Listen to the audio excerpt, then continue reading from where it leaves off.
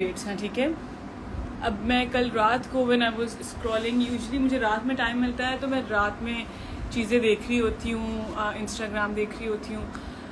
तो कुछ लोगों का मानना यह है कि किसी ड्रामे के बारे में इतना ज़्यादा बात नहीं करनी चाहिए, इट्स नॉट हेल्दी। और कुछ लोगों का कहना यह है कि हमें बात करनी चाहिए। I think drama films they are reality, like illusion of reality ही कहते हैं, लेकिन वो भी एक आपकी रियलिटी है। Most of the times we are at home watching dramas और एक्चुअली हम कनेक्ट हो जाते हैं क्योंकि वो दुनिया बनाई हुई होती है।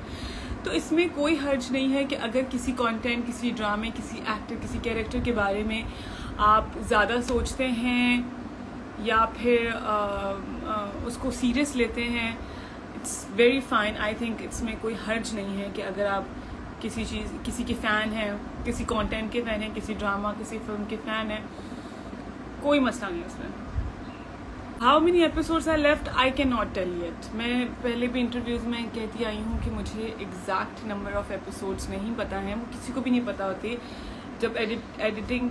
क्या मुर्तसिम एपिसोड 4 में वाकई ऐसा कर सकता है? देखिए, अभी तो हमें वक्त से पहले तो कुछ नहीं पता ना कि मुर्तसिम क्या कर सकता है क्या नहीं। देखिए, और मैं बहुत शुरू से ये बात कहती आई हूँ कि दुनिया में हर कोई इंसान ब्लैक और वाइट नहीं हो सकते, ग्रे होता है ज़रूर। और जो एक्सट्रीम पर्सनालिटीज़ होती हैं तो फिर उनका ब्लैक एंड वाइट ही होता है। मतलब you never know what Murtasim is capable of and what Murtasim does, why he does. अभी हम कमिंग एपिसोड में देखेंगे तो हमें ज़्यादा अच्छे से समझ आएगा। पहले से चीज़ों के बारे में इतना परेशान हो जाना इज नॉट गुड। एंडिंग होगा कि नहीं, इंशाल्लाह हैप्पी एंडिंग होगा, क्यों नहीं होगा। एक बहुत क्यूट सी बिहाइंड द सीन पिक्चर दिखाती हूँ मैं आप लोगों को, ये देखें। What you guys have to say about this picture? Exactly, Murtasim is the hero. How they can make Murtasim do something bad? हम लोग एक्टर्स बड़े मासूम से होते हैं। Meerab,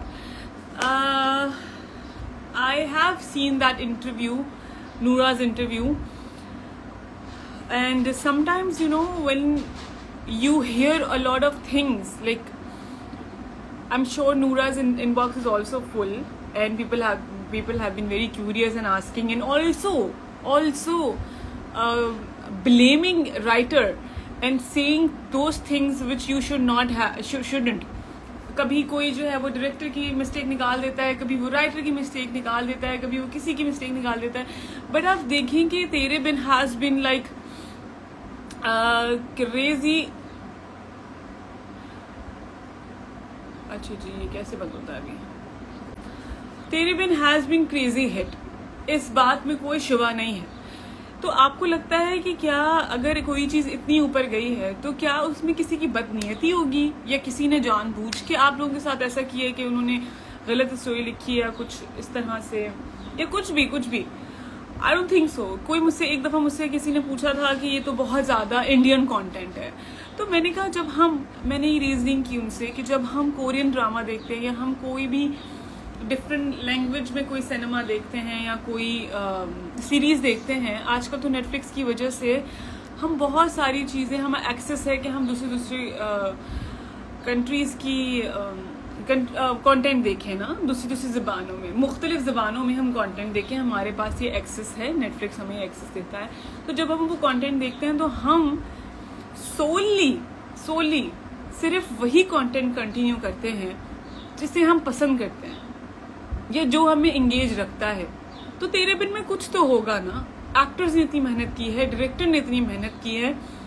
I am witness, Siraj भाई ने बहुत मेहनत की है।